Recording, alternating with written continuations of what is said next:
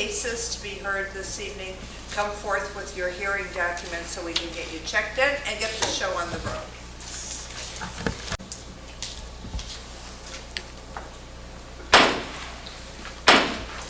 I call the December 3rd, 2013 Will County Planning and Zoning Commission meeting to order. All rise for the Pledge of Allegiance. I pledge allegiance to the flag of the United States of America and to the republic for which it stands, one nation, under God, indivisible, with liberty and justice for all.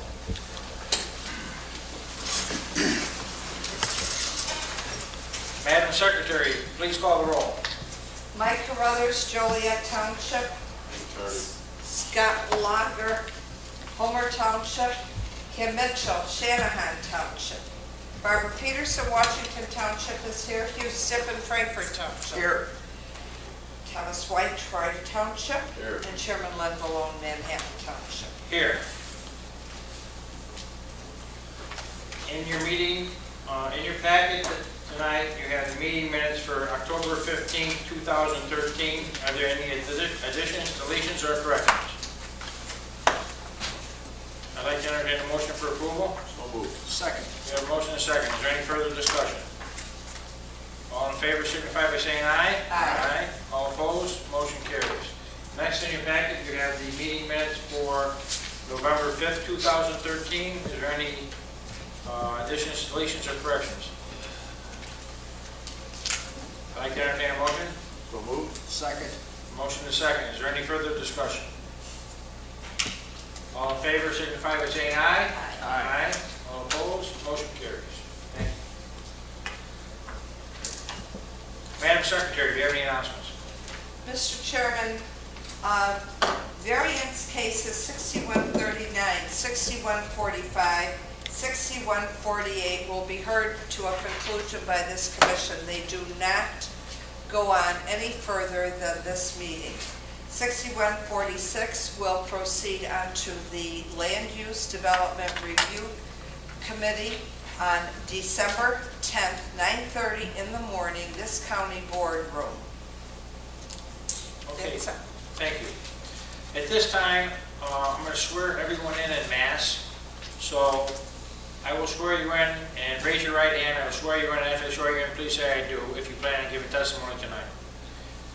You swear to tell the truth, the whole truth, and nothing but the truth, so help me God. I do. Thank you. This time we ask that you turn off your cell phones. The Planning and the Zoning Commission is a commission with 7 members. At this time, we have 4 members present, which does give us a quorum. I'd just like to advise all applicants that 4 votes are necessary for your case to pass. So if you feel that you would like your case continued because we have a limited amount of commissioners here tonight, you're more than welcome to ask for continuance. And the only other option I have is that I've just been notified that there's a good possibility that the 5th commissioner will be here within about 15 minutes. So if, when your case is called and you'd like to have it continued to another date, we will accommodate you or discuss it at that point. On cases where there's a multitude of objectors or it's a longer case, we will limit the objectors or concerned citizens' comments or questions to 5 minutes. Okay, first case on the agenda, case 6139-V. We have a request for a variance. The applicant is Charles Sutton, executor. Mike Santana from our staff will open up the case. Good evening, Chairman Below, members of the Commission. I apologize for the clutter and the absence of the PowerPoint. Tonight you do have the staff reports in front of you. You can refer to the site photos and the aerials in that staff report. This case takes place in Lockport Township. The applicant is requesting a variance to increase the number of vehicles parked outside of an enclosed building from 5 vehicles to 15 total vehicles. That includes 3 commercial vehicles. The property is zoned R3. It has a special use permit. That special use permit allowed for an existing legal non-conforming 3-unit to be expanded on the property. This zoning request is a result of a violation. The property was cited for having too many vehicles parked outside. The Will County zoning ordinance requires that no more than 5 vehicles be parked outside an enclosed building in a residential zoning district. As you saw with this variance request, the applicants are requesting that 15 total vehicles be allowed to be parked outside on a residentially zoned property. Of those 15 vehicles, 3 of them would be commercial vehicles. Typically in residential zoning districts, you are allowed 1 commercial vehicle weighing less than 8,000 pounds to be parked outside of an enclosed building.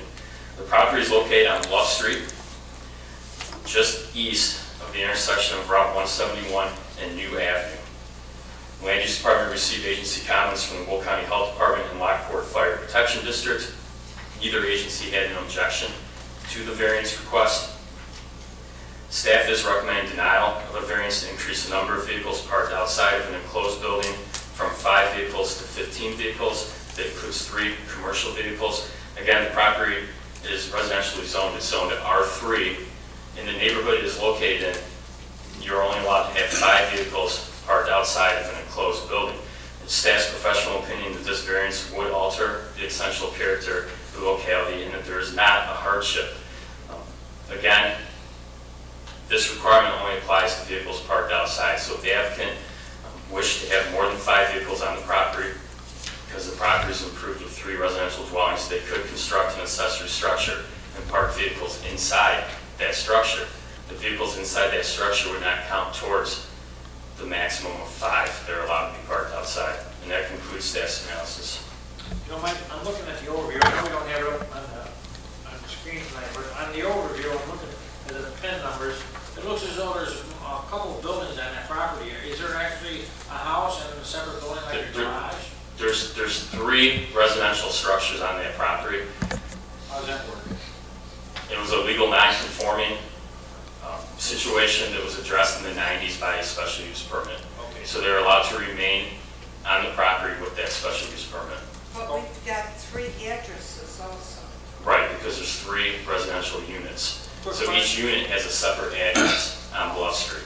So the property not split, it's one? It's one property, 3 residential dwellings. Okay, does the zoning ordinance, is it written that it's per parcel or per residence? The zoning ordinance requirement that limits the number of vehicles parked outside of an enclosed building is for the property, not for each residential dwelling. Furthermore, if you review the zoning ordinance requirements, the R6 zoning district is the county's multifamily dwelling district. So that's typically where you'll see townhomes, duplexes, apartments. We do not have parking restrictions in the R6 zoning district because the R6 zoning district is designed for multiple dwellings on one property. Just a quick question, is that an option for the applicant? It is not. Any other questions of staff? Do you have anything else to add, Mike? I do not. Thank you. Yeah, this is just a residence. It's a residential parcel with 3 dwellings on it. Dwelling. So think 3 houses on one property. Okay, all right. And actually, it seems like what they want is maybe 5. What they're requesting is that the parking restrictions be applied to this property so that each dwelling unit Yeah. can have up to 5 vehicles parked outside. That would give you the total of 15. Okay.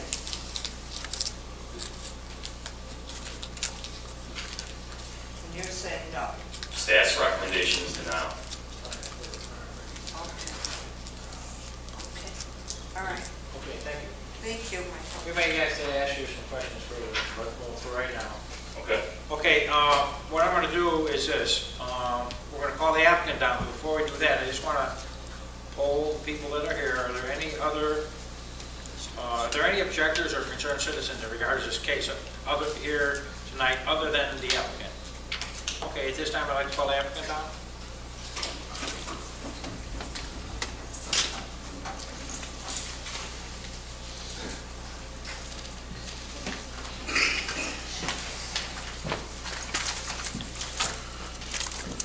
What we'll do is we'll have you both to come down, but we'll just ask one at the podium at a time.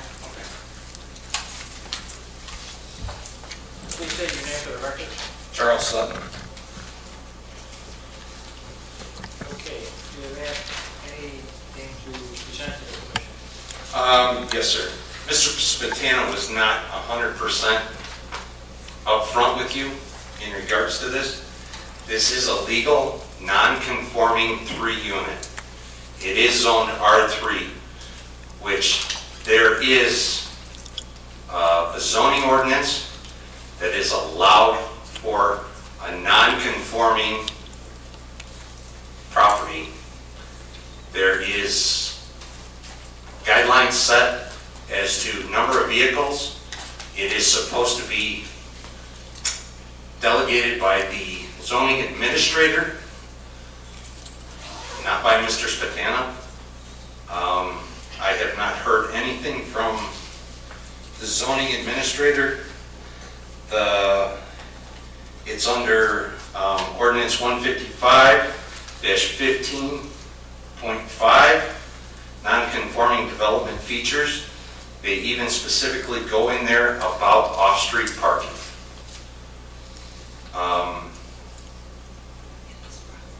It is a problem because I have 3 family units, and if the property is ever going to function, that allows me less than 2 vehicles per household. And we've been there 20 years, and this is the first time that they have argued this situation. This has come up several times. We have been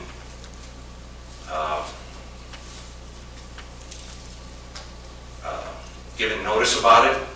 We have discussed this with them before. They have always allowed it because we are 3 residential units. We have 2 separate structures. There are 2 houses. One house has 2 units in it. It has an apartment off the back. It's not an in-law apartment. It is a fully functioning apartment. I mean, and it makes it very hard and almost impossible to rent it out.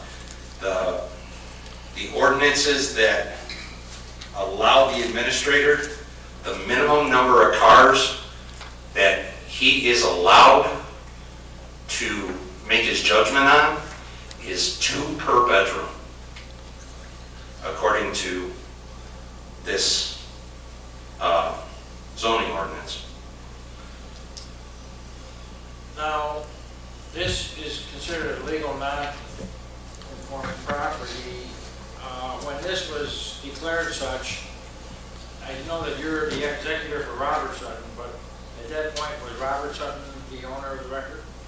Robert Sutton was my father. He passed away in January. I understand. I'm just saying, was he the one that was involved with the legal non-conforming, when all that went through? Was he the one that, he owned the property when that happened? Yes.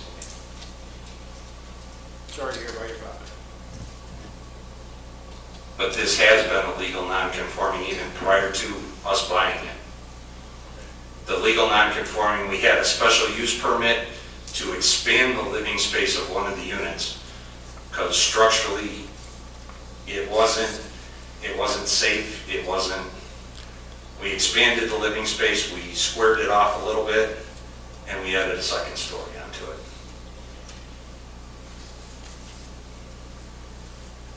Do you have any comments on any of the statements that Mr. Sutton made in regards to the,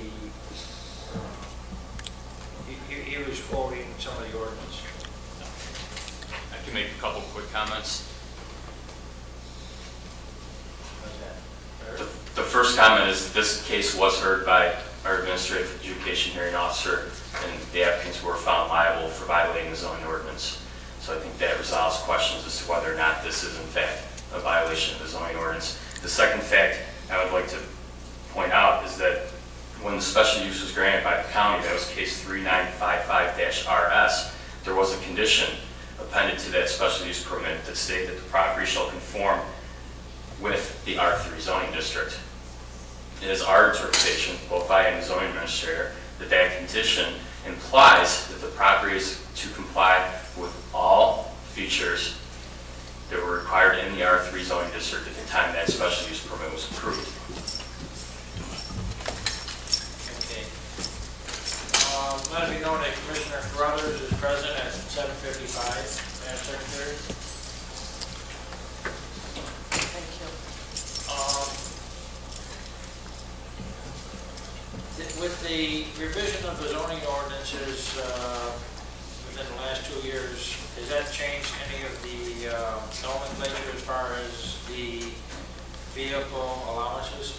No, it has not. The previous zoning ordinance, which was in effect before October 1st of 2012, only allowed for 5 vehicles parked outside of an enclosed building on a residentially zoned property. And I think it's important to point out that, again, this requirement is only stating you can only have 5 outside. You can have 10, 11, 12 vehicles if you'd like, but they have to be inside a building. When they're inside a building, they won't impact the surrounding properties.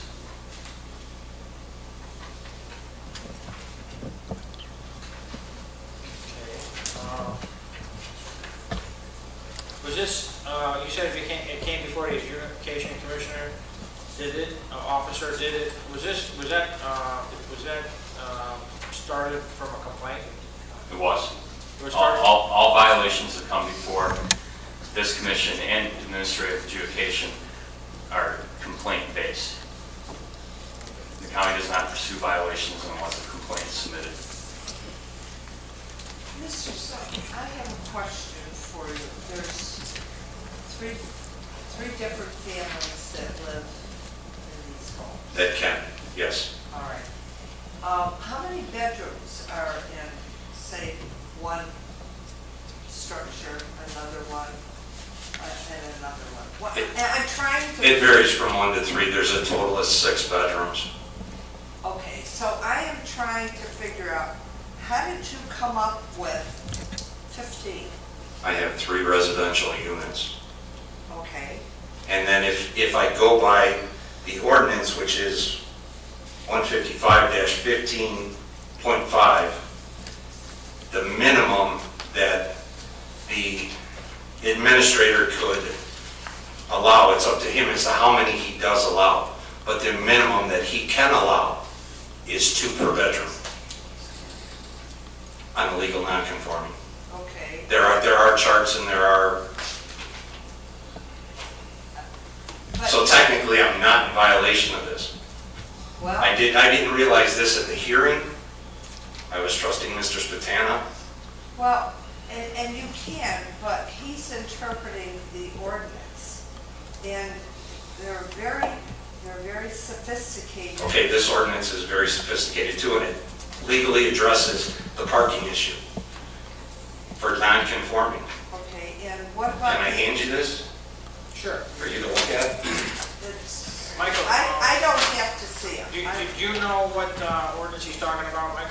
And you know what, I don't want to get I just want to, is that, If you can reference the section number, I'll look up the section you're referring to. 155-15.50?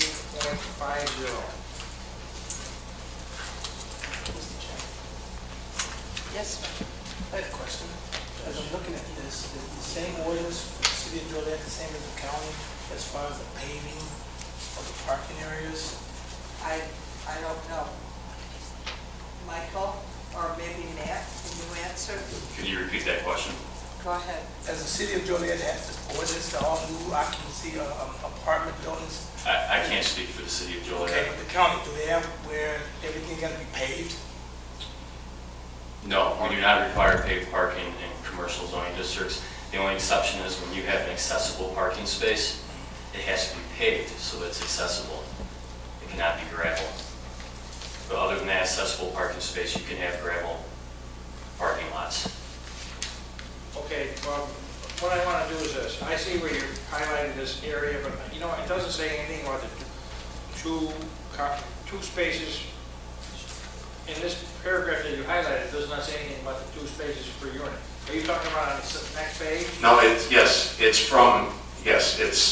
involved in a legal non-conforming Well, it says 2 spaces per dwelling unit. Now, I don't know what the definition of dwelling unit is. Per bedroom, it's listed in there. Did you, at the adjudication hearing, did you bring up this? No, we didn't have, I was in the process of negotiating with them, and they were making it look like they were going to allow the parking the way it was. And the day of the hearing, I got notification that they were not. And it was 2 hours before the hearing. And this is an amendment on top of the R3 zoning. This is for legal non-conforming, because this is a problem, and it even states in there that off-street parking and loading areas are a problem. That's why they allow the minimum of 2 per dwelling unit, which is, in the terminology, if I'm correct, Mr. Spatana, is per bedroom, correct? I'd like to Well, see. we have to address the commission. You can't ask anyone in this room. You have Okay. to address us. Okay, That's just the way the commission is set up. So we okay, don't have a free for I'm sorry. But that's okay. I just want to let you know that. The other thing I want to ask you is this: is these 3 units. Just tell me in each unit how many bedrooms you have. One unit has 1 bedroom, one unit has 2 bedrooms, and the other unit has 3. A total of 6 bedrooms. I'm still trying to figure out, how'd you come up with 15 vehicles? Just by the 3 units, it's basically the same as having 3 houses on one property. So, but you have to comply with the zoning district that you are in the R, and that takes precedent. Okay, I don't care but, how many amendments there are. okay, but that's an amendment for legal non-conforming, which my property is a legal non-conforming. We'll never be able to conform. Well, even if I had to conform to R3, I could not. I could not. Why? I mean, my offset is wrong, my number of buildings is wrong. Mr. Sutton, Yes, how long have you owned the buildings? me and my father have owned them for over 20 years. Mike, before I let you hold this up right now, Mike, going back to this 115-11.30, how does that relate to this R3 is non-conforming? We pulled up real quick. Pardon? When we pulled up, I was in 115. 115-11.30. It gives parking ratios, and it does say 2 spaces per dwelling unit, non-conforming. I mean, I can see where, if there was a dwelling unit, to me, it would be considered a home or an apartment, Right. or It's a place to live. a trailer, or a condo, or whatever else. Maybe I'm mistaken on that, but that's what I think it would. This section you're referring to establishes the minimum parking requirements for different uses. At the beginning, I'm looking at multi-unit or mixed-use building, 1-bedroom unit, multi-unit, mixed-use building, efficiency unit, and there's also a household living. That household living, which is residential uses, states 2 spaces per dwelling unit, not per bedroom, but per two spaces per dwelling unit. If we apply that standard, Mr. Sutton would be required to provide 6 spaces. We're talking about 15 parking No, spaces. but you're saying 5. We're saying 5 or 6 is one more than 5. We're saying 5. You're saying 5 by the. When you look at the zoning ordinance, there's a provision that states the stricter, when provisions conflict, apply. So we're applying the stricter provision. But That's that's 5. non-conforming though, even though it does say that in there, you're. With the non-conforming, you would have to show that the parking is a non-conforming feature. That means that from this time going back, that there's always been 15 vehicles parked outside of an enclosed building, plus 3 commercial vehicles parked outside of an enclosed building. When I did my site inspection, there were not 15 vehicles parked outside of an enclosed building on that day. And I don't believe it can be, it was during the morning, and I don't believe it could be proven that there since that special use permit was approved, especially when that special use permit said they had to comply with the requirements of the R3 zoning district. So if we suspend the meeting right now and I drive over there, you think you'd be willing to bet there's not 18 vehicles there? I'd be willing to bet there's not 15 vehicles, 15. 3 of which are commercial. And I have to point out too that with this variance, if this commission approves this variance, that does not authorize the applicant to have inoperable vehicles. Vehicles being repaired, they have to be plated inoperable. If you look at the photos in that staff report, there's a vehicle with a tarp over the roof. There's another vehicle that's being dismantled in the driveway. This variance can only authorize operable, plated vehicles. Not inoperable vehicles, not junk and debris. We want to authorize auto repair in the driveway. Okay, I see what you're saying about the 5 vehicles versus the 6, but, you know, I look at it this way, it's 3 residences. In today's day and age, if there's 3 married couples, there's probably 6 cars, which is what they can say in a non-conforming they could have. And then they could build a garage and place 1 car inside the garage and comply with the zoning ordinance. There's no garage on this property. No. Do you live on the property? Yes, Okay. yes, ma'am. I have for 25 years. Okay, all right. Well, that's a plus. But I'm still trying to, I think he was asking for 15 because the ordinance said straight up 5 per residence. So I think he just went, being there were 3 residences, because I we think, weren't sure what to ask for. you know, I think we could all go through an ordinance book and find something that we like to have. But first of all, and I've been on this commission since 1990. No, it's probably time for me to go, but the most important facet has always been that you comply with the zoning district you are in. In this case, it's R3. And I personally am having a problem. Now you handed me this. I'm looking at 2 spaces per dwelling unit. See how I found Actually, something there's- that I agree with. But Actually, there is another part to that. The dwelling unit is per bedroom. The definition in the But book. what I'm saying is, you can usually find something that you're gonna agree with. I can't see, I've got a farm, I've got all kinds of commercial vehicles, big vehicles, little vehicles, all kinds of them. And you drive there now, there isn't one that's outside, they're all inside. I don't have a garage, So, well, and I don't have 60,000 to build one. My property slopes at 15 degrees or 15 feet in 20 feet. well then, I And think that's there's, Yeah, I, what we want to do is one at a time. Can I ask, can you state your name and record, ma'am? My name's Eileen Sutton, sorry. I think what we were just trying to say is, I know Mr. Smetana made reference to vehicles, but the vehicle with the tarp over it, I have a back window on a convertible that I can't get the window up. So when it rains, I have to have it tarped, or the interior of the vehicle is going to be ruined. The car runs, it's plated, there's no problems There's with it. insurance, it There's drives. insurance, everything. well, that would be illegal. But I do have the tarp over the top of the convertible because I can't get the back window of my car up. We don't have a vehicle. Right, it's like a car cover, I guess I should have just put a car cover over it. But I didn't want to ruin the interior of my vehicle, that's why it's covered with a tarp. And I don't have a vehicle in the driveway that's disassembled. My husband does work on some of our vehicles in the driveway, yes, but none of them have ever just disassembled and left there. And I know a lot of what you're saying is to what my neighborhood is. Well, if you look at my neighborhood, it's a legal non-conforming way I look at it. I've got a duplex over here, I got a duplex over here, and the rest of them are all single-family homes outside of mine.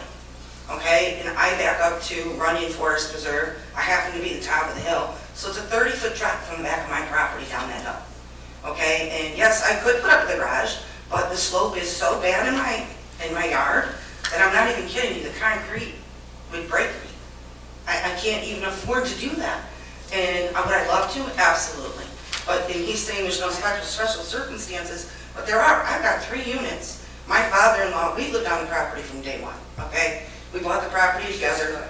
He had credit, we had money, kind of thing. So we've always lived there. And I brought my children up there. Our whole family's been there. And I can guarantee you there's been easily 12 to 15 cars in my driveways between his father, myself, and the apartment. Wow. I've got 3 daughters. I got 3 daughters. I've got 3 daughters, and at one point, my household had 5 vehicles. Okay. There's one for my husband, one for me, and one for each of my girls. All right. And Okay, I can appreciate. do you see what I'm that. saying? And Okay. I'm looking at 2 houses that can do that, so that's 5 and 5 in the apartment. I move a couple in, they need at least 1, if not 2 cars. And the vehicles he's calling commercial, I have a motorhome on the property, I didn't know that was a commercial vehicle. And my trailers, I have an open trailer and I have an enclosed trailer. I did not realize those were considered commercial vehicles until, And 2 of the trailers are not there on a regular basis. We are also under a roofing permit, right now, which is why one 2 of the trailers are One at a there. time, though. What I want to ask you this, is that's what I was going to ask you. Would they consider 3 commercial vehicles? You're saying 2 of them are trailers, what's the third one? my motorhome. No, I- 3 trailers. 3 trailers, I have 3 trailers on the property right now. I Are all have, yours? yes, they are. I have 1 open, 1 car trailer and 1 enclosed trailer. I thought he was including the RV, which is a Class A. Okay. It seems as like we got, like, we're between a rock and a hard place on this one, because you know what, I just, they've been living there for 20 or 25 years, the ordinance says this, seems like it is excessive, 3 trailers, you know, I understand, you know, I come from a family of 10, all right, we had probably 6, 7 cars at one time, when we were all living at home, so I understand it, you know, and I think there's, I mean, I think we have to be reasonable here in some degree, but 15 just seems excessive. And honestly, when we asked for 15, we asked what, I did ask Mr. Hannah if he had a recommendation, because he told me not really, so my husband and I just went with, okay, the ordinance says 5 per building, so we thought 5 per house. Would I be willing to settle for less than that? Yes. But I didn't know what number to ask for, and I wasn't guided in any other way. What are the actual numbers of vehicles on the property? Right now- Other than the trailers? Other than the trailers, and I've got a Class A motorhome, I have, what's up there? Anything with a motor, that's what I want to know. 7. 7? 7 vehicles. Yes, Mr. Spatano. I just want to point out real quick, the trailers are counted as vehicles as well. Oh, they're not commercial, I'm So sorry. whether there's a motor or not, they're a vehicle. I understand that, but I just wanted to get it clear in my mind how many people that can use them and drive down to the grocery store with. Yeah, okay, yeah, and then the other thing is, originally we did ask, should I be looking at rezoning, and I was told I couldn't. And I know you guys said something about possibly rezoning to an R6, which I would have done, but it's been told to me that it's not an option. And I believe Mr. Smatino said the same here, that it's not an option. So I'm stuck as an R3. You want me to sign on as an R3 and live up to all of the R3 standards when I can't? I mean, my property sits too far. I've got 1 house that's too close to the street. I've got 2 houses that, if there's 12 feet between them, you'd be surprised, seriously. There's just no way I can meet all those R3 requirements. Okay, all right. At this point, this is what I'm gonna do here. If you have anything to add, I understand what your position is. We're gonna finish off your testimony, see what staff has anything else to say, or from staff, and then the commissioners will have a discussion, and then at that point, we will, call for a vote. So do you have anything else to add, to be brief? The only thing I'd like to add is that when we did go to that hearing last time, I didn't know about this non-conforming part in the zoning book, because actually I would like to pull that back in front, where I took the violation and paid $150 for a fee, that they say I'm in violation. When I actually wasn't. I wasn't, according to the non-conformings, and I didn't know that when I was here previous. So I'm just letting you know I didn't know, so yeah, we took it as a violation. But I'm looking at 1 violation. At this point, when it comes before that review process, we're really not involved with that, so. I didn't know, I just wanted you to know I didn't know that I had another way. I'm sorry. That's all I wanted to tell All you. right, thank you.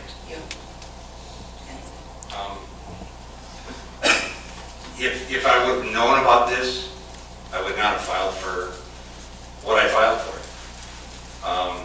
I was guided by Mr. Spatana. Mr. Spatana, right after the hearing the last time, approached us and said, I've got a resolution for this. call me in the morning. And that's what he did. And now he turns around and denies me that there's no hardship. Well, really, there is. I mean, yes, if you do have a farm, yes, you do have to have barns. And you do have barns to operate your farm. It's not an ordinance to have a garage, to have a house. Yeah, I can appreciate that, especially with the lay of the land there. Okay? And like I said, for me to put up a garage with a 15-foot, I'm a general contractor, and just my cost on the concrete is $48,000. That is why I have not put up a garage yet. I built my house that's on that property. It's a 2-story, it's 2,000 square feet. It's awesome. Okay. But for me to build a garage would cost me every bit of that 2,000 square feet that I put on to that house even, just to put up even a 2-car garage. Okay, all right, but Thank you. Thank you. Mike, do you have anything to add? I do not. Okay. You can have a seat if you like. Okay, this time on this case, I lost the number of case. 6139-B, first one. On this request for variance, what I'm going to do is I'm going to entertain the motion first. This time, 6139-B, do we have a motion?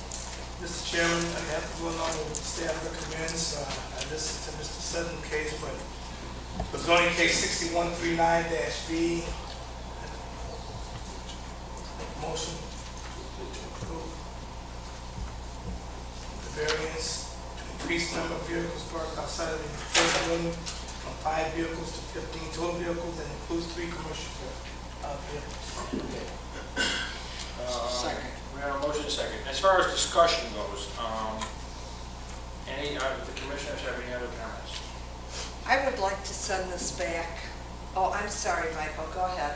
I was just going to lay some groundwork moving forward. If the variance request is denied by this commission, the applicants can appeal your decision to the county board. So the request could move forward even with the denial from this commission.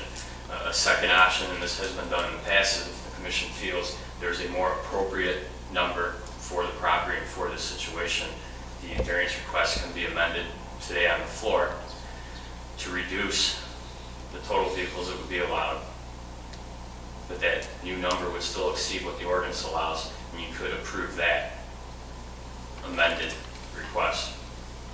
All right, I'm talking to my fellow commissioners now. We're doing the work of the people here. That's what we do. We have experts to interpret the ordinances for us. I personally would like to send this back because the applicants, both of them, indicated that there were certain things they didn't realize or did not know or did not understand. I would like to send this back for another workable period with our planners and the zoning administrator if necessary, and so that Mr. and Mrs. Sutton thoroughly understands what their limitations are, what they can do, what they cannot do. It sounds like their property is very unique, and they can't do certain things. I personally am still having a problem with the number there, but when they talk about 3 daughters, my God, kids got everything today. So, Matt, I'm going to ask you, would I be within my limitations to put this forth for a motion to send this case back? Sure. I'm sorry, yeah, there was. Motion and a second. Like Mike said, Mrs. Padilla, what's the maximum you put on it? I don't. Well, Mike's already said, the R3 is 5, and if you look at the non-conforming, it actually could be 6, depending on the interpretation of what you think a dwelling unit is. it. So it's either 5 or 6. But the way I look at it is this, okay? Take it for what it is. I'm looking at 3 different units. The county's allowing 3 different dwelling units on a property. They're allowing it. So within reason, the way I look at it is, they have 7 vehicles. My personal opinion, I say we allow them 8. As far as 3 trailers or a motor home and 2 trailers or whatever it is, I look at that as this. If I live in my neighborhood and I want to have a motor home or a trailer or a boat or 2 trailers, you know, at one point or another, you gotta find some place to rent it and would live within reason for their neighborhood, so you don't have too many vehicles. And I think when you start having 3 trailers, that's too many. So I'm thinking that 8 vehicles, which would allow one of the trailers or motorhomes to be used there, is a reasonable amount, because you could possibly have 3 families there, and which most families will have 2 or 3 cars anyways, depending on the number of kids you have. I just think that 8 is a reasonable number, and we'll just have to toss it around amongst the commissioners if they have any other ideas, or if we could come to some kind of consensus. If not, we'll vote on it. Well, I'd say, based on the motion that's already been put on the floor, was from the 5 to the 15. I think based on that, myself, I'd vote to deny and let it go back to the negotiation board, let them go back to the county and talk it out. The only other thing about that is, what Mike said is too, is that we have the right at this point, if we wanted to amend it for another number. I have a problem, though, making a decision for somebody that owns their property, that have lived there forever. I have a problem personally making a decision on how many vehicles they should be allowed, even though we do have the ordinance. Now, I know I sound like a rebel when I'm saying this, but boy, when you own your own property, I know I'm a rebel, but when you own your own property, I believe you have certain rights. Well, they did say that they have 7 vehicles that they use every day. The other 3 are trailers or commercial vehicles. So, I mean, I'm just trying to be reasonable with it. You know, to say 10, you know, that could be excessive, and all of a sudden it's 11, you know. Then, you know, when they're not looking, there's 12. What I'm saying is, you go to 8, I'm looking at what I think is reason. So either we vote to approve or deny, or we amend it to another number. And Hugh, do you have any comments, or Mike, do you have any comments? I have to comment that if you're going to amend, you ought to amend to the 10 that are there. If not, send it back. The 7 and 3? Okay, Mike, do you have any comments? How did this come in front of us? Pardon? How did this come in front of us? Just like the rest of them do. Somebody complained, Either we're gonna amend it. but I don't see any of their neighbors here objecting. And I don't think there was any correspondence relative to that, or phone calls, were there, Michael? There was not. Okay. This case, this applicant was found liable in administrative adjudication. We strive at the land use department to identify all possible options. So when the applicant was found liable for violating the zoning ordinance, they were informed of this option. You can request a variance. The variance would go before our planning and zoning commission. Okay, so you did say that you had this option. This Even option like is you available. said that your recommendation would be 5, because that's what the ordinance says, but you did say you could have the option to ask for 100 cars. Right. So his option was there, so you didn't tell him nothing that wasn't true. Correct. So at this point, you know what, I'll agree with Mr. Stippen and say I would go for the 7 and the 3, that's what they have. Because you know what, if you think about 3 residences, that is a reasonable number. I don't know, you know, what the exact size of the property is, but if you got 3 homes on there, I would say, A large part of the property. I'll agree with you. If anybody else has any, if we got 2 out of, I'll poll the rest of the commissioners. Mr. Carruthers, do you have any comment on the, either voting as is or amending it to 10? I can go ahead and amend it in. Pardon? I can make a motion to amend. You would go for the amending it to 10? You said earlier, how can we justify and say some individual's piece of property where they want to park, but then, well, I want 10 cars parked, I wouldn't want 15 cars parked across the street from me either, so. you know, so. Okay, well, then you would say you would vote for these 10. if we amended it. If you amend it, if not, I have on staff. Okay. Tom? I say let the staff do their job, let it go back to the Okay, county Barb? clerk.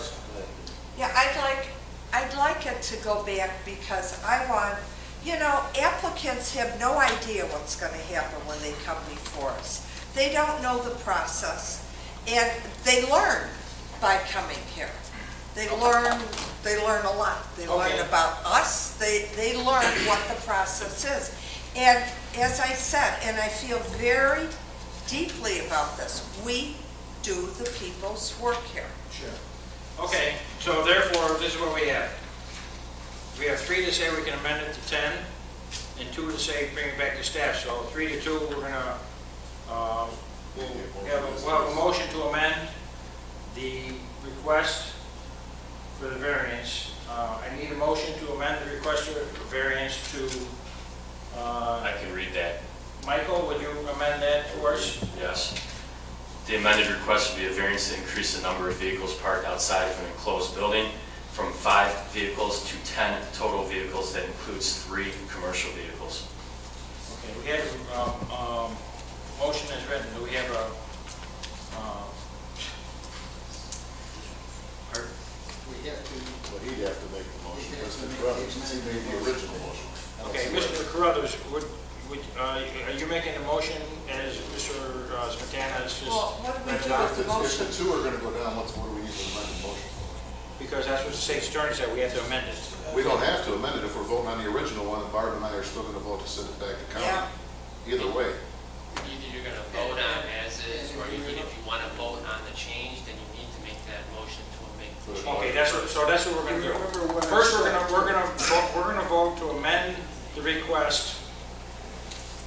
Do we have a motion to amend the request to 10 vehicles total as Mr. Smetana just spoke of?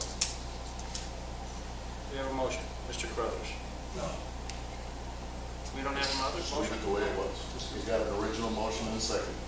Okay, so the amended request is failed. So we had 3 that said they wanted it, and we're not gonna bring it You want a up. roll call for the record? no, if you remember what I said when I made my comments, I said either send it back or give them the number that they have.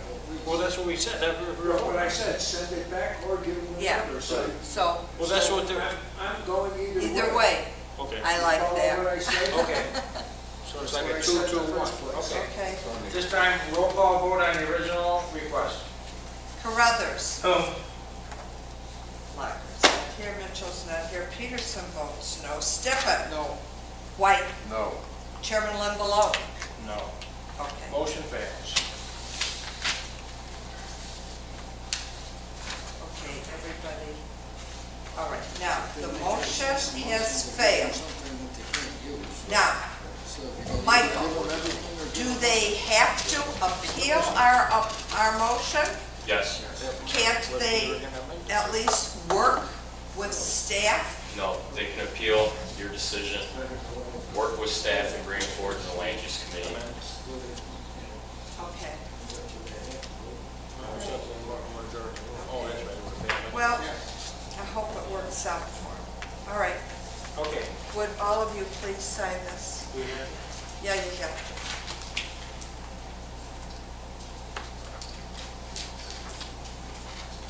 Mike, can you explain to the applicant the process? If they don't already know. Thank you. Next case on the agenda, case 6145-B. We have a request for a variance, Sandra Obert and Anthony Davis. Ed Lelo from our staff will open this case. Thank you, Mr. Chairman. This case takes place in Creek Township. The applicant is seeking a variance for accessory building area from 1,800 square feet to 2,331.45 square feet. The subject property is 5 acres in size and is currently zoned R3. The property is improved with a single-family residence that has an attached garage, and there is also a detached accessory structure in the rear of the property. The variance will allow for an addition to the existing detached accessory structure. The Land Use Department has received comment from the Will County Health Department. They have no objection to the variance request. The subject property is located on Bullbrick Road. It's east of 394, and it's just under a half-mile south of Richton Road, again in Creek Township.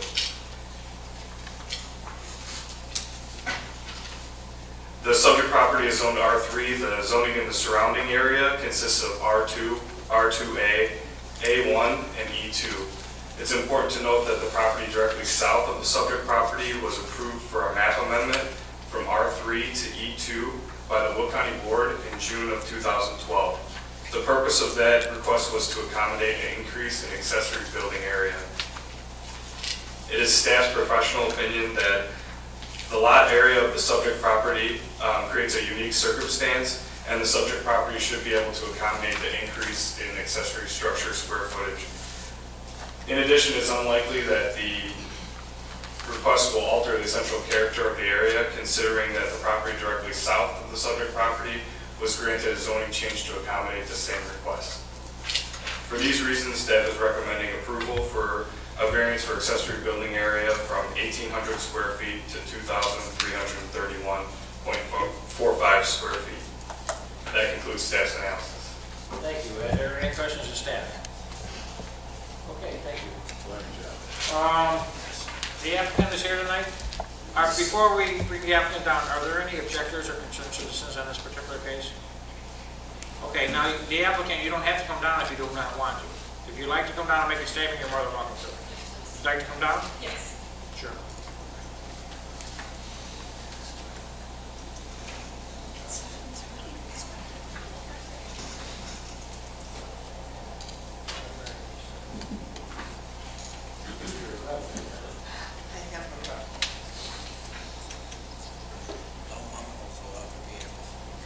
We're sort of in a maze here. It's difficult to move around. Okay, please state your name for the record. Anthony Davis. Do you have anything to add to staff analysis? Originally, we had requested a map rezoning. However, we found out that we were 32 foot short in frontage space. And so basically the option that we had was just to get the variance for the additional building. We don't have a problem with that. However, in reviewing the letter, the last item on the letter is that crop farming is prohibited on this. And what's it say that again, please? It says crop farming is prohibited on the subject property and will be cited by the Will County Board Use Department if a complaint is submitted. Okay. We've been crop farming on there since we moved into the property in '99, and our neighbors also crop farm on there. Do you sell your crops? No, we don't know what our neighbors does, but they use the land, and it's better than letting it grow the weed. Oh, they use your land? Yes, ma'am. Okay, Yes, for crop farming. Yes, ma'am. Okay. And we have pictures to show you if you'd like to see them over. And that's, and our only concern is if our neighbors are using it and we get this fine, I just don't understand. Actually, for what we're voting on tonight, I don't think that has any relevance. So, we're voting on the variance. Right. Michael's got to speak. Michael? I just want to address that real quick. That statement's located in the additional information in the staff report. When we handle zoning cases, we want to make the applicant aware of other requirements that they have to adhere to. Our ordinance does not allow crop farming on their property because of what they're zoned. All that's saying is if a complaint was submitted, we'd have to follow up with that complaint. We are not citing them now, and we will not cite them in the future unless a complaint is submitted. And there is one potential relief if a complaint is submitted, and we have to look at this further, and that's if the crop farming was legally established under an old ordinance that allowed for crop farming on the property, then that crop farming would be a legal non-conforming use, and it would be permitted to continue. Will you promise to find that old ordinance? If there's such? If a complaint is submitted, we will do that research. Okay. For the time being, that's simply staff making the applicant aware of other ordinance requirements. Which is normal for everything. Okay, so that was just a statement he made to you that if there is a complaint, we may have to address it that way. But for right now, it does have to be variance in this. Okay. All right, anything else? We understand Could you that. please state your name Yeah, for the sure. record? Sandra Obid. Yes. We understand that fully. The only problem is that if there is a complaint made, that means that our neighbor to the north, who crop farms on our property, I'm assuming would have to dig up all of his crops while we're getting fined, or how does that aspect work? No. Because that's the thing that really has us very The county would not ask someone to go tear up crops that were planted for the growing season. We would work with you on either determining that it's a grandfathered use, or work with you to ensure that that crop that was planted can be harvested. Especially law-abiding citizens that are concerned about something that they may be doing wrong. We try to be lenient and, work with people. Sometimes we can't find a solution. But for right now, they're just making that comment that something may happen, but that's only if it's a complaint driven. Okay. And there's no objectives here tonight, so. No, sir. How long have you lived there? Since 1999. 99. And prior to that. And your neighbors farmed it the whole time, I'm assuming? We had a prior farmer, and our neighbor to the north, Mr. Vander Noord, he's been farming it now for the past 3 years. So it's been ever since you moved in? Yes, sir. Yeah, and I just wanted that on the record too, in case you ever got to come back here. Because actually understood what was going on. Okay, thank you very much. Okay, thank you. Okay, this time I'd like to entertain a motion. That was Thomas White, Commissioner Thomas White. At this, I'm not even from your district either. Yeah, at it's this fine, time, just, I'd like to entertain a motion for case 6145-B. You want me to make that I'll motion? do that. With regards to case number 6145-D, I'd like to make a motion for approval of a variance for accessory structure square footage from 1,800 square feet to 2,331.45 square feet. Second. We have a motion and a second. Is there any further discussion? Roll call vote. Carruthers, Yes. Lager, Mitchell, not here. Peterson votes yes. Stippen, Yes. White, Yes. Chairman Lindelof. Yes, motion carries.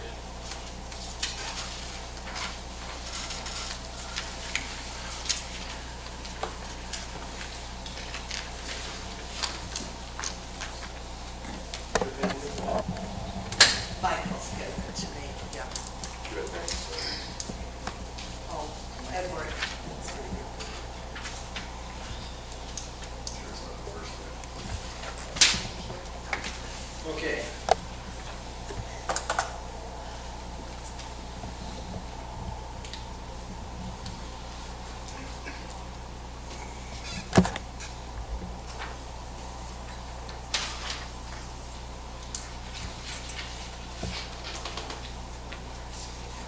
Next case on the agenda, case 6146-S, Douglas Wilson, Tammy Wilson, Randy Wilson. We have a request for a special use permit. Michael Catana, my staff will open up this case. Thank you, Chairman Valone. As you stated, the applicant is requesting a special use permit for the conversion of a legal non-conforming second residence to a special use. This case takes place in Creek Township. Property is zoned R3. Current improvements include 2 detached homes and a detached garage. This zoning application is a result of a violation. One of the existing detached homes was expanded on the property. That home was a legal non-conforming structure. The zoning ordinance does not allow you to expand legal non-conforming structures. So this special use permit will allow both residential structures to remain on the property as a special use. The Land Use Department received comments from the Will County Health Department, the Illinois Department of Natural Resources through their EchoCat review, and from the Village of Creek. The Illinois Department of Natural Resources and Village of Creek have no objection to the special use permit request. The Will County Health Department does object to the special use permit request due to a lack of information. The Health Department does not have any records on file indicating the size and type of the existing private sewage disposal system. So when the applicants go through the building permit process to address the addition that was constructed without a building permit, we will have them work with the health department to ensure that the existing septic system can accommodate both residential dwellings on the property. Staff is recommending approval of the special use permit for conversion of a legal non-conforming second residence to a special use with 2 conditions. The second residence has been located on the property since at least 1997. It has not impacted the surrounding area during that time. Also, if you look at the surrounding area, it's a conglomerate of uses. You've got residential, you have industrial to the west and agricultural to the east. It's staff's opinion that a second residence will not impact industrial uses to the west, nor will it impact similar residential uses. And that concludes staff's analysis. Mike, you got a third reason in there too. At no time shall more than 2 dwellings be located on the subject property. Excuse me? There's three stipulations here. You said 2. I'm sorry, 3.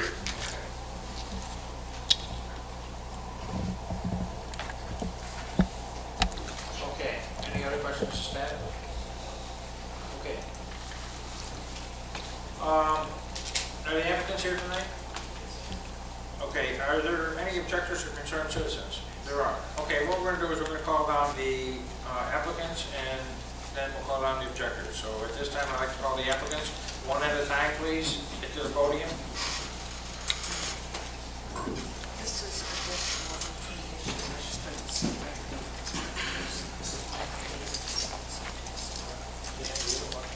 No.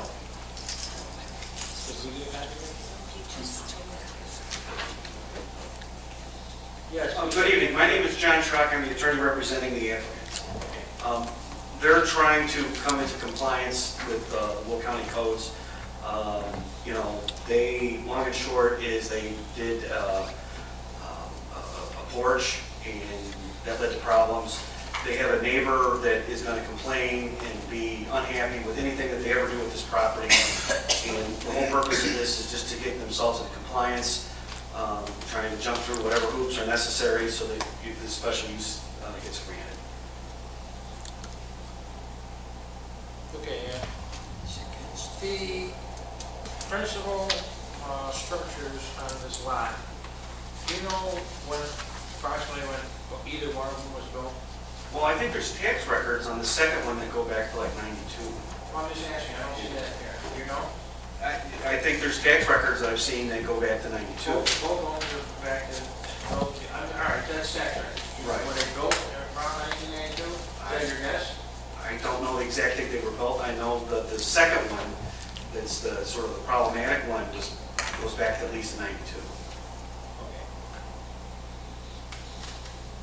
Any other questions of that? Okay, you know what we're gonna do? We're gonna call down the objector. Okay. We're gonna let you sit in the chair over there. Okay. And we're gonna give you the ability to respond to any questions or comments that they make. Sure, thank you. Through the commission, and once they're through. Okay? Thank you. This time I'd like to call the objector down. I'd like to call them down one at a time, one at the podium at a time.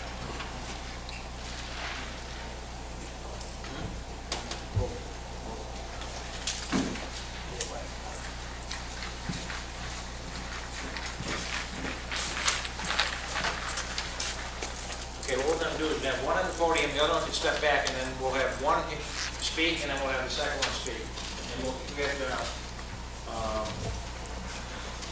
please let us know who you are at this point. My name is Rebecca Ashbrooks. Yes. Okay. I live next to the non-conforming property. There's not an argument that that property has been there. It has been there since 1999, since we moved in. The problem is they continue to do illegal work on their house, other houses, properties across the street, all their property they own, and it affects us. Okay. And has this been, you're saying illegal work, and has the county been notified, or? Yes, in 2007, we complained about it because one of their sons was living in that house, and on your paperwork, it says related living. It was a one door, one window, small, teeny tiny house. They doubled it inside. They didn't just put on a porch. They took it down to the studs. Yeah, there was no porch. One person at a time, please. He's just reminding me, sorry. There was no porch. They took it down to the studs, cleared out the bottom, and then put it all back together. So in the papers, it says that they got some new cabinets and new floors. That's not true. I've showed you pictures that they took it down to the studs completely and doubled it in size. Anything else to add, or? There's just been, since they bought the property next to us, it's been one thing after another. They lie under oath, they keep doing these illegal things. When they do things illegal and it affects me, I do call. Yes, I will call. But it's Does just... the county come out there? Yeah, but we got into it with Tawana and Elizabeth Dunn in 2007, because in your paperwork, they let it drop. They didn't do anything about it. They let it fall off in 2009, because Wilson said they were going to annex in. Even Mr. Walsh has said that it'd take 6 months to annex in. Land use waited 2 years, and in 2009, dropped it, just dropped it. Are you unincorporated, or are you agreed? Unincorporated. We are the street. On the other side of the street is township. Typically, we have a map up there we can see, I apologize.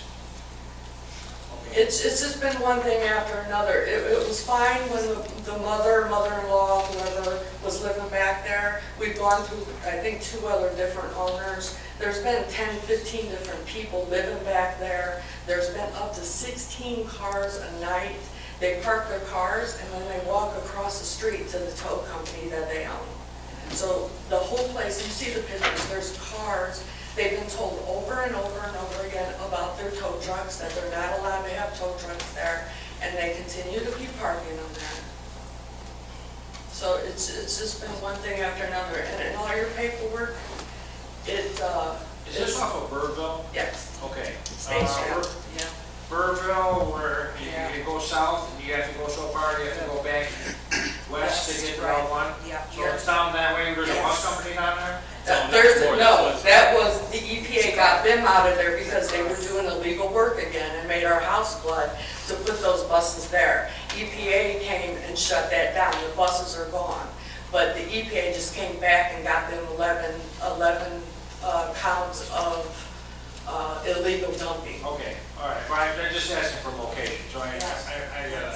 So I'm not arguing the point that the house was there, but in the documents it shows that it says related living. It was just for a one mother-in-law house. And now it's twice its size than it was before. It doesn't have any foundation under the other half. It wasn't just a porch put in. They did everything from the ground floor up. And then also the people that lived there before let me come in and see it.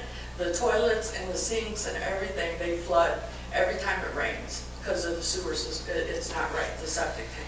They got everything running off the first house and the septic backed up, and that's why they moved out. Okay. All right. Do you have anything to add, sir? You're welcome to come up and speak at this time. We did. You're okay? Yeah, if there's any more information that you need, I have it. I couldn't necessarily bring it all with me, but I have everything. Well, it sounds like they're trying to do the right thing, by bringing this into conformance. They are trying to do the right thing now because they pushed me so far that I had to call on them. They have called and made false reports against us, saying that we don't have a fence around our pool. She's lied over and over. She lied to her adjudicator when they had the hearing on July 3rd. Even Elizabeth Dunn said they were talking about sending her to the prosecuting attorney because she's lied over and over and over again. The papers that I've given you, there's one lie after another in those papers. So we are totally against that. Well, you're not totally against the rezoning that they're trying to do. The special It's a permit, single house. So it's a use permit. R3 is single house, it's not 2 houses. It's not a rental income. yeah, Unless I could pay $1,000 and get another house in my backyard so I can rent that out too. That's not what R3 is.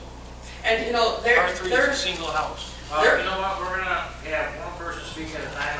I understand you got a point, but if you got something to say, I want you to come up to the microphone. they are constantly doing things illegal, constantly. They made our crawl space flood 4 different times. We finally had to get Crete Township out there to prove that they did all this illegal work and made our house flood. our crawl space, our area. Okay, can you please say your name for the record? Mike Ashbrook. Okay, Tech can 3 you got go ahead? involved with all that. Go ahead. I'm done. What were you, No, no, he- I want to finish your statement, what you He said. Gary Tech Peters did. I don't remember what I was saying. Text three. Tech 3 came in and made them fix across the street flooding their property because they do illegal work. So it's been in the papers over and over again about their illegal doings that they do. Okay, now, is there been, are there any questions of the objectors from any of the commissioners? Do you have anything else to add? I don't think so. Okay, we thank you, and if you have anything else to add, now's your time, but we ask that, take a seat now, and we're gonna allow the applicant's attorney to, respond to any, of your comments. Okay.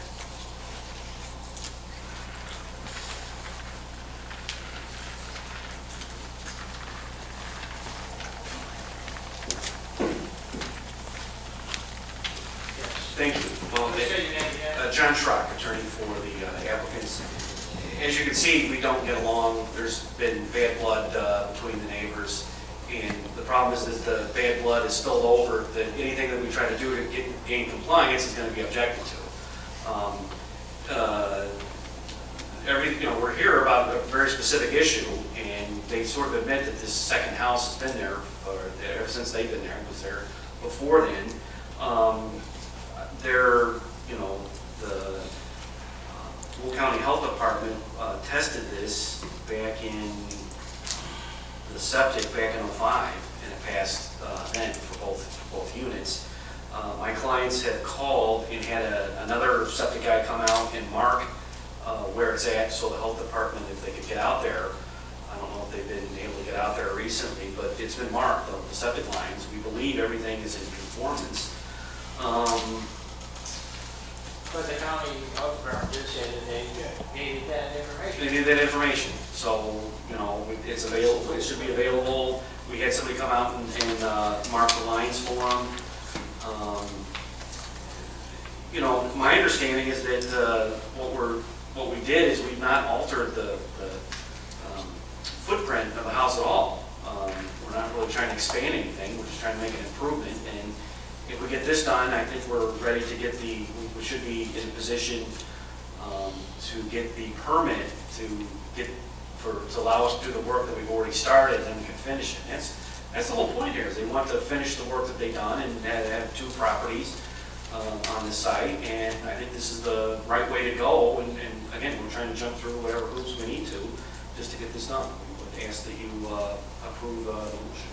Okay, Michael, the building permits that are required because of the situation is going to be, is there going to be a different level of fine because of this? Or would they, when they apply for a building permit, would they be normal costs? The building permit for this residence will be doubled if the applicant has been found liable in administrative adjudication. We would have to go back, review the records, and see if there was a determination of liable. If my memory serves me correctly, there was not. In administrative adjudication, it was stated that they were pursuing annexation to the village of Crete. Since that time, that annexation process has not developed, so they are before this commission seeking a special use permit. Okay. Okay. Regardless of what fees are, penalties, they will get the building permit, and we will ensure that the property complies with the health department's requirements before that building permit is issued. Okay. Can I ask a question? Yes. Did you go out and look at this yourself? I have been to the property, yes. Did they build part of the house without a foundation? It's our opinion, the land use department, after review of records, that a portion of the house was constructed without permits. That is why it was our position that a legal non-conforming. Without foundation. Without I have foundation. not crawled underneath the house to inspect the foundation. Please, we have given everyone their chance to speak. We're not going to have people speak from the audience. We're having Michael speak at this time. When a building permit's applied for, our building division will review the construction methods that were utilized to ensure that they comply with the most current codes. Okay. Okay, do you have anything else to add? No, I think he sort of summed up exactly where we're at. Barbara? I have a question. You said that the Will County Health Department came out and checked the septic system? Back in '05, it passed. Okay, but then why don't they have any information on it? Why did they submit this letter? I don't know what to tell you on that, other than that we had Superior Wellens, I have a report here from Superior Wellens Septic dated September 9, 2005, passing, and I have a Will County Health Department Environmental Laboratory test results on the Wellens Septic dated 9/7/25, passing. So maybe the health department's looking for something more recent, I don't know, but back in '05, it passed. Well, this is something you're going to have to pursue because I understand, whatever the this health... health department is the secret here, too. I understand, Very much and so. whatever hoops, like I said, whatever the hoops the health department wants us to jump through, we're willing to jump through. Okay, thank you. Thank you. Okay. Okay, 6146-S. I'd like to entertain a motion for the requested special use permit and conditions. Are there conditions, I believe? And three conditions. On case 6146-S, Mr. Chairman, make a motion for approval of a special use permit for the conversion of legal non-conforming second residence to a special use with the three conditions as applied by staff. Second. We have a motion and a second. Is there any further discussion? No, I do have one thing to say.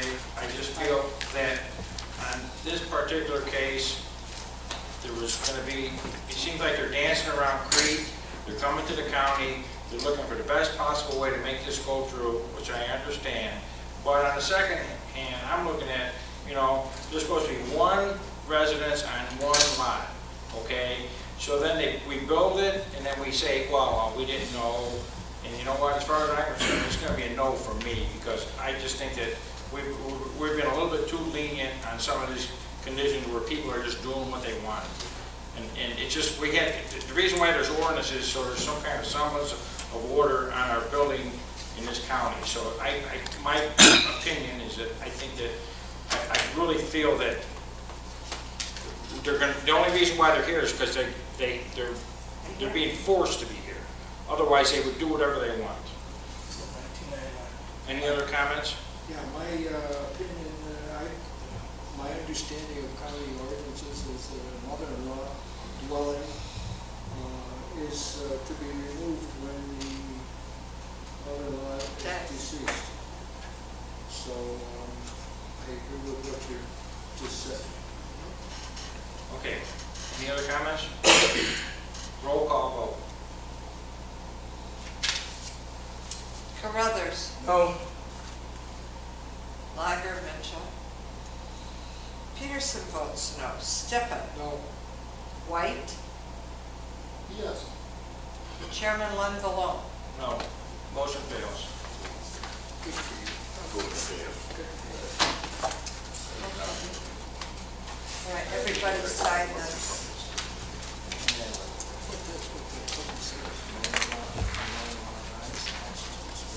Yeah.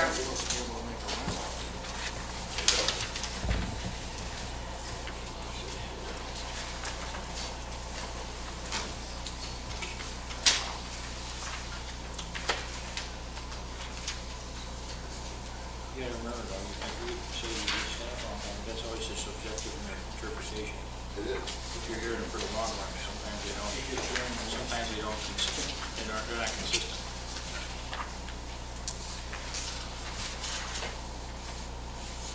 Next case on the agenda, case 6148-B. We have a request for a variance. Mike Santana from our staff will open up the case. Thank you, Chairman. Along the applicant's request of variance for rear yard setback from 20 feet to 17 feet.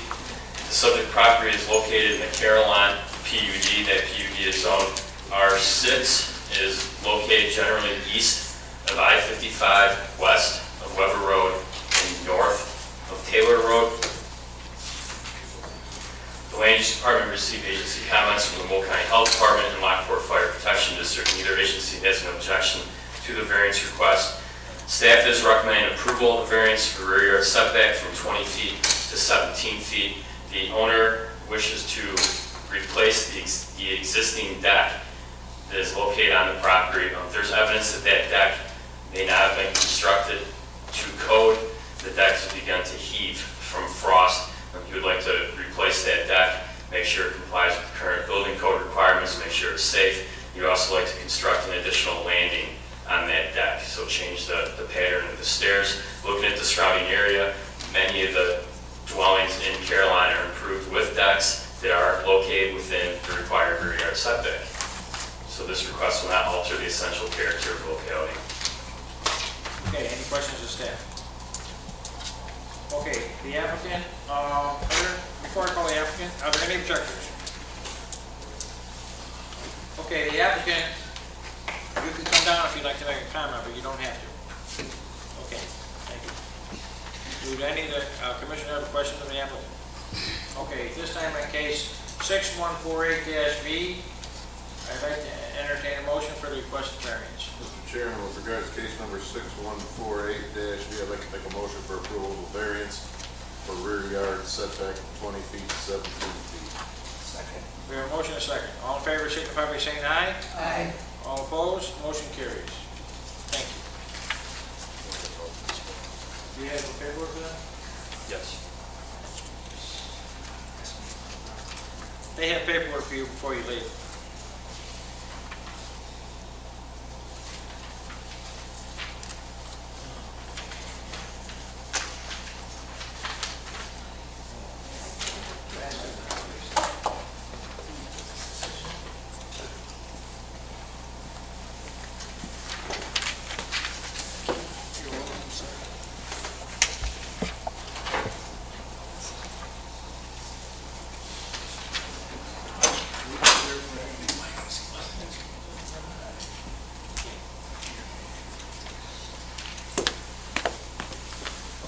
Last case on the agenda, case ZAA 2013-03. We have an appeal of an administrative decision, and Mike Patana will open the case.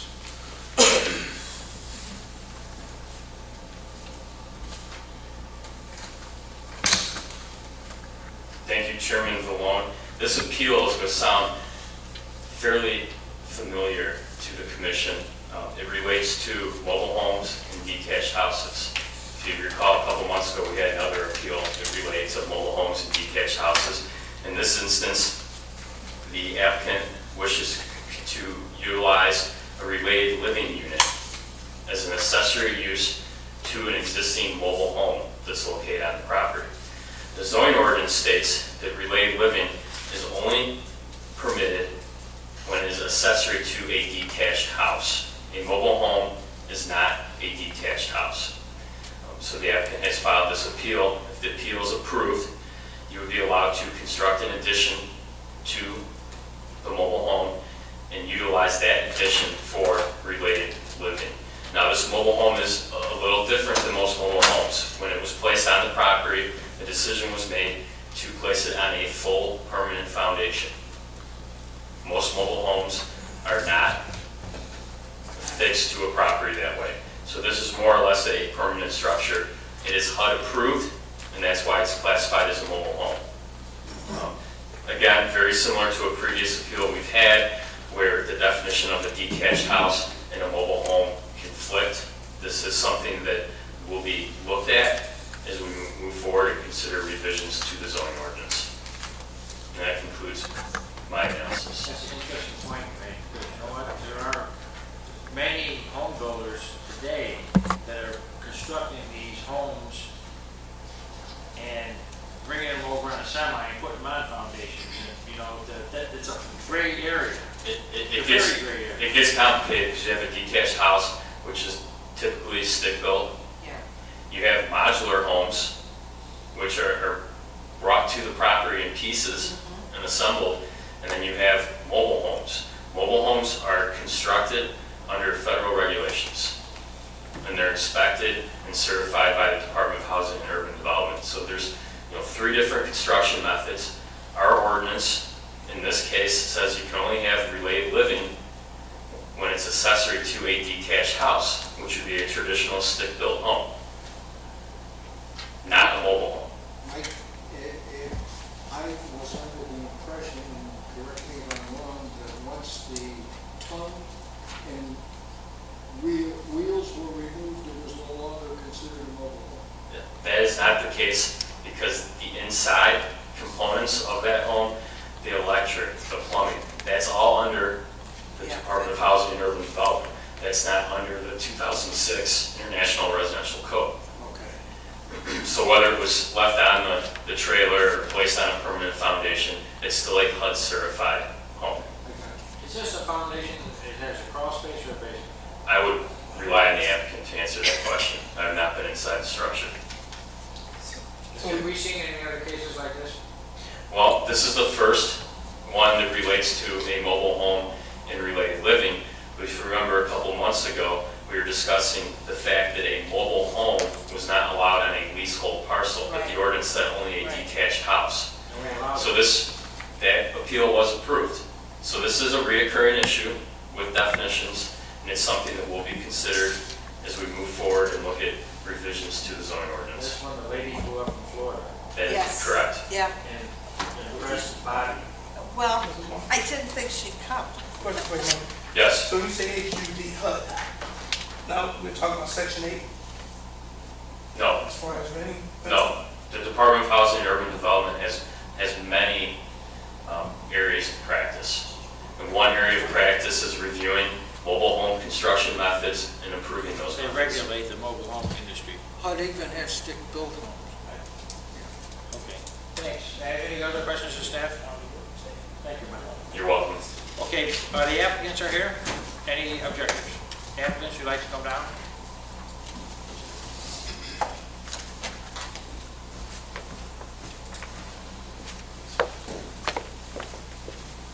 Bet you wish you had the first case, huh? So easy. Hardly.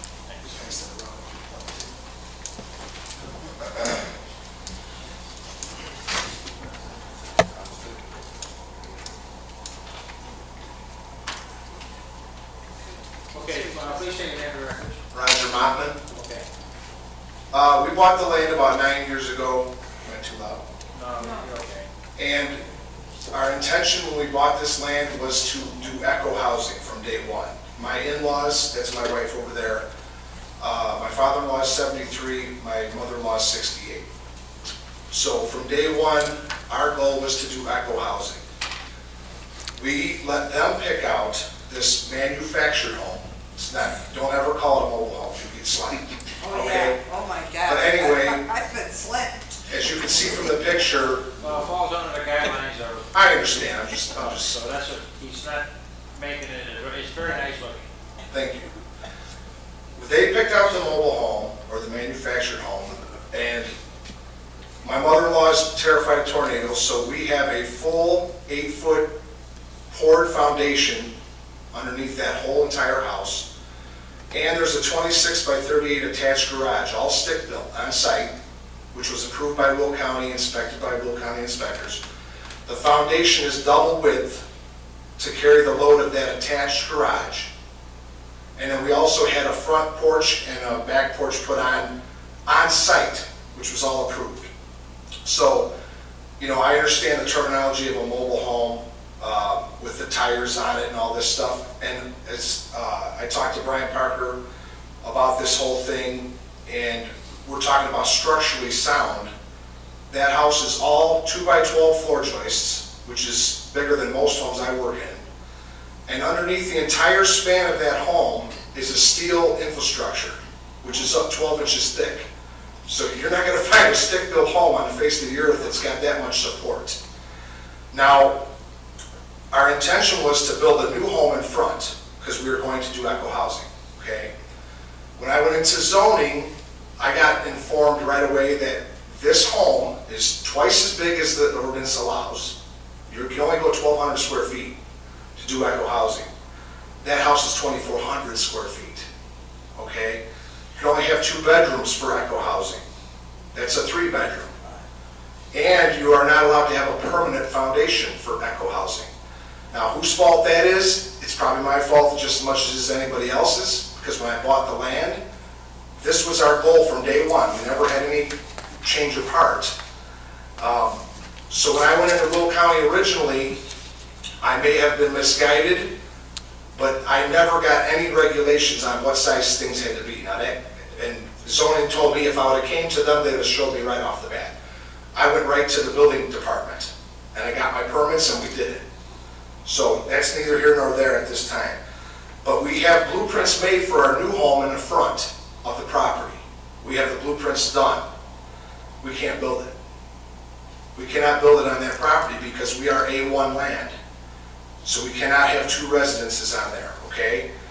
I still would like to have my in-laws have somewhere to go. They live in Lansing, Illinois right now. They're getting old. There's nowhere for them to go, and this was my promise to them when I bought that land 9 years ago, that I was going to bring them and let them live with us. Now, one thing in the verbiage that's not correct. We are not looking to build an addition for related living. We are building an addition on this home regardless of whether or not we do related living or not, because that got shut down. So Brian Parker from zoning had me contact the Illinois Department of Public Health. I have emails here in my file. They have waived all responsibility and jurisdiction because it's governed by the federal government. So we have an approval to put an addition on. Okay? Brian Parker, I have an email from him saying, get with Owen from building, you can do your addition. And then at the very bottom he says, but not related living. So then I called Brian, I said, why not? And then there's all this 20% of the square footage stuff. Regardless, I want to do related living. Okay, if you guys object to that or I don't pass, I am still putting an addition on that house because this is my land, my dream home land. And we're looking to do about, we'd like to have about a 4,000 square foot house. Well, I can't build my house. And our blueprints are about 4,500 square feet for what we have. Let me ask you this question. Are you looking to build another house with eco housing? Is this eco housing there? We cannot do eco housing. We're way outside the guidelines. This is alternative. We're trying to find a solution to have my in-laws move in. So you're looking to make an addition? Right, but the addition is not for related living as much as it is for me and my family. That will be incorporated into the square footage. Now, I do understand the county is worried that when my in-laws pass someday, I'm going to make it an apartment. This is my house. This is not a lean-to off the side. As you can see, we do things right and we take pride in what we build. When my in-laws pass someday, heaven forbid, that will be incorporated into my home because I'll show you my blueprints. They're 4,500 square feet. Right now I have 2,400. See, our whole goal was to live in there while we built our new home. Our new home's done. In-laws take the manufactured home. Well, that was our goal from day one. Makes sense. Okay, so what you're requesting is us to approve it? Yes. Okay, anything else to add? Let me make sure I'm not missing something. Am I missing anything? We understand your position. Thank you. Now, are there any questions from the commissioners or the applicant? Okay, thank you. We're sticking our necks. What I do want to do, thank you. Unless you have anything else to add, you can take a seat now. Michael, I know you're not the building department, but I do have a question. I'm a little confused. I see, I think it's called Gateway. It's on Route 45 and Stagger Road. Yes. And they're actually manufactured homes that still have the tongues on it, but obviously the county allows garages there because every one of them has a garage. Now, I don't understand the mindset where this is considered a manufactured home under HUD guidelines, and the county allowed them to build a stick-built garage attached to it through the building department. I just don't understand, how could they allow them to build that garage attached to it? And then it didn't fall under the same guidelines. Well, I just don't understand. okay, I can try to explain that to you. In the past, and this does happen in mobile home parks, manufactured home parks, like Gateway and out on Pheasant Lake Estates, which is towards Beecher. Yeah. There are additions constructed to mobile homes. There's sunrooms. Right. Yeah, and what has to be shown through the building permit process is that that attached structure can be constructed with the mobile home. And what I'm trying to say is, if you have a mobile home that is not frost protected, then your attached addition cannot be either, because then you have a heave. Yeah. And the two buildings could separate. I understand that. So in this case, this mobile home was placed on a full foundation. There's going to be no heaving issues with frost. So the garage is an allowed accessory use on any property that has a residential home, whether it's a mobile home, modular home, or detached stick-built house. Okay, but what I'm saying is, those were detached garages. This is attached. Right, and there's no rules that Which say is what they're saying, by an addition, they want to attach an addition to the house. and there's no rules prohibiting an attached garage. There are none. There are rules that state you cannot have related living in a mobile home or as accessory to a mobile home. Whether the addition has related living in it or the existing mobile home has related living in it, that is the issue. Okay, can you explain the process then? If this If is this denied, appeals can they approved- appeal it any further? They can appeal your decision if you decide to deny it to the county board. If the appeal is approved, then the applicant can come in with building plans, obtain a building permit, show that somewhere in this proposed addition or in the existing structure that's on the property, there's a related living unit, and that is permitted by the ordinance, and we will issue the building permit. If we approve their request, then does it go any further than No, it the does building not. permit? If you approve this appeal, then they can apply for the building permit and start their project. This is Washington Township, gentlemen. What does that mean? It's practically Indiana from what I saw on the map. Well, a lot of people don't realize that that is our border, really. County board members. I go by there, I know where it's at. Oh, you know where everything. Hey, Mike, Yes.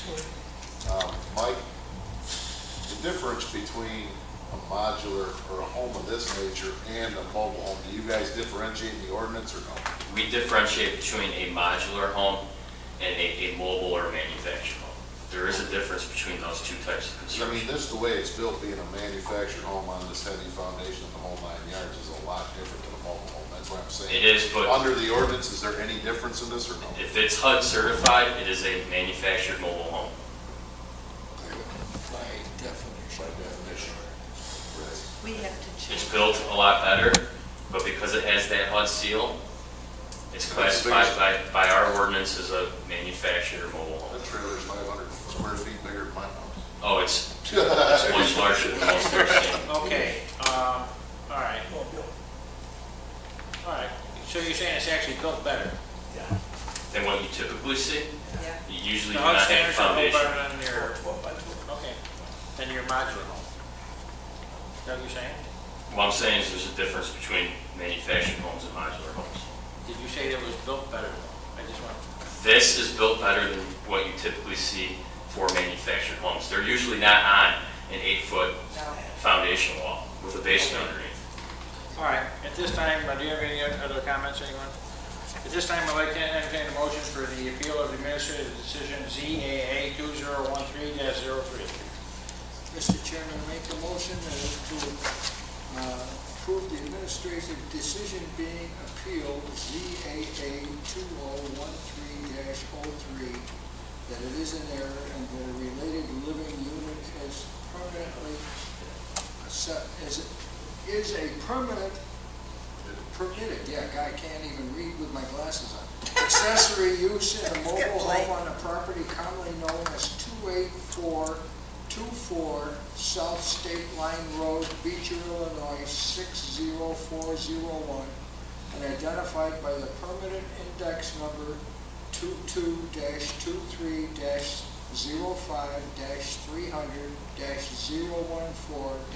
22-23-05-300-014-0000.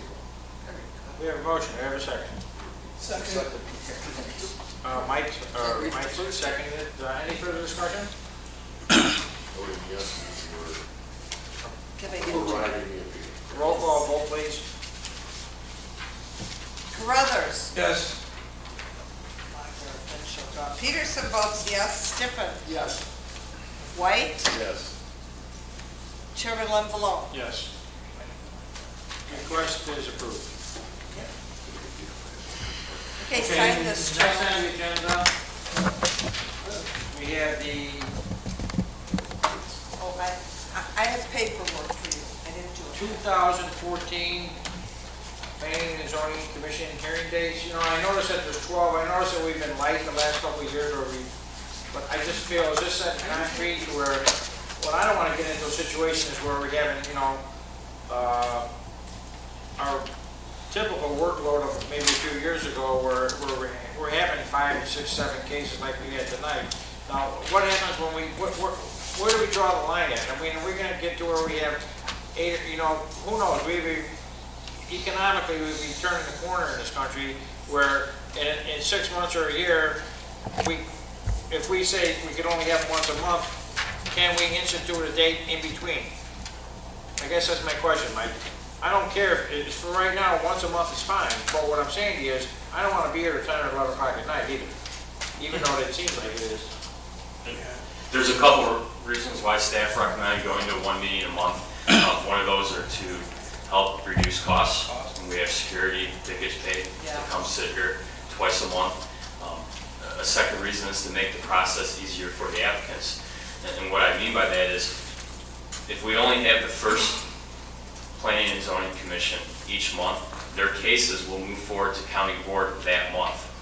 So they're looking at 1 month of hearings and they're done.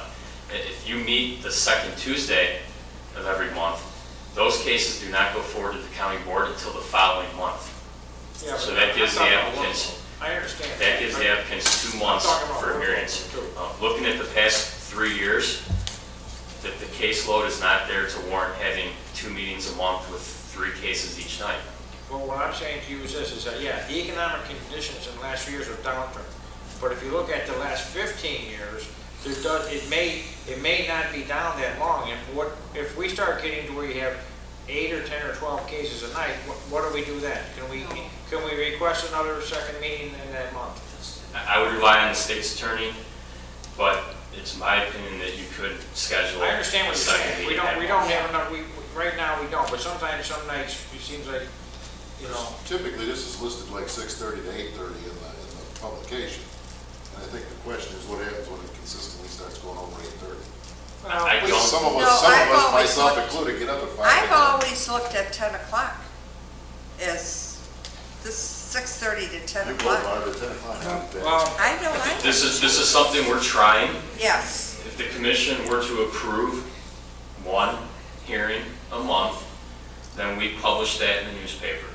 This is the Planning and Zoning Commission's hearing schedule for 2014. If you feel more comfortable having 2 hearings a month, and then we can go back and cancel, I guess, we can do but that that's too. not what I'm asking. What I'm asking you, man, is what if, let's just say, yeah, right now, if we get to the point where, hey, we say, this is what our schedule's gonna be, and all of a sudden, we're getting 150 cases in 2014, where we only had 80 cases this year. What I'm saying is, can we add dates? Where do you draw the line, Mike? If it's 5 cases I'm the a night? secretary, yes. 5 cases a Okay. night? Or- It's staff, we would support 6 or 7 for 1 hearing. What I'm saying is, I want to leave us the option to say, hey, you know what, the caseload ratchets up, can we add dates? I think drawing the line is obviously in your guys' discretion, specifically Mr.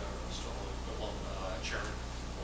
But with regards to having a separate meeting other than what's listed, I don't see why you couldn't simply publish. Okay, I just wanted to get a clarification, which is fine, I'll go with this, but what I'm saying is, I don't want to get to like, June 3rd when I want to be watching the White Sox game and all of a sudden I'm here till 11 o'clock. Right, you got 12. You know what I'm saying? Not to say this is going to happen, but we have been here to 10:30 somebody, believe me. Oh, I what know. if we don't know? We think a variance case, look what happened. All I'm saying is that if we have the option to say that we can add dates, and Mike will look at the caseload and say, hey, listen, in the next 2 months, we got like 22 cases, maybe we should add a date or 2. Are you okay with that? We will. Absolutely. Yeah, we will. We have to serve the public, but on the other hand, we also have to be reasonable with our commissioners. I will because some tell get you, up early. when I started, our maximum cases were 3 a night, and we had 2 meetings. 3 a night, that was the max. And look at, most of you have been seated here when we've had 6 to 8 cases a night. Really, I mean, we've put our time in with the overload of the agenda. So this is, as Mike said, it's also a budgetary thing. It makes good common sense to do this. Until such time comes and we say, All I'm saying is okay. I have no problem approving as is. With the, if we had the option to say we need more dates. Make a motion, Mr. Chairman. Sure. Mr. Chairman, I make a motion that we approve this agenda as listed with the option to increase the dates if we need to. Based on workload? Based on workload. Second. We have a motion and a second. Is there any further discussion? I don't even have a vote sheet. All in favor signify by saying aye. Aye. All opposed? Okay, well, that was simple. Does staff have anything to add? And Merry Christmas. Have a Merry Christmas. Let's see. I was just keeping them in mind. That's all. ACC. Trying Here, to keep Mike in line. here, guys, sign